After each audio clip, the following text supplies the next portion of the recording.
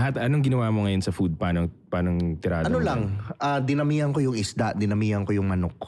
Okay. Kasi ang hilig ko sa baka eh. Baka, O ba tayo baboy, muna? rice. Ako beef din ang ano ko, main ko eh.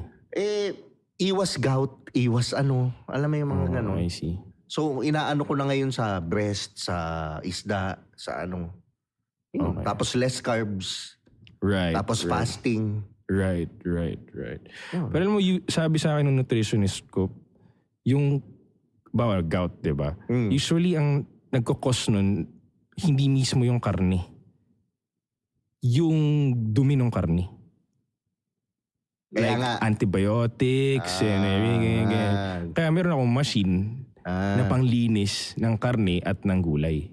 Yun. Makikita mo ngayon doon magpa-float yung sobrang kapal na gunk talaga. Wild. Nasabi sa akin ng nutritionist ko, isipin mo yun yung bumabara sa bituka mo. Kaya ka namamaga. Kaya ka sabihin mo sa nag-bloat. akin kung ano yan.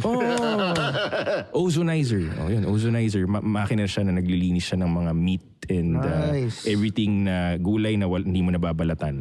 Nililinis namin lahat yan.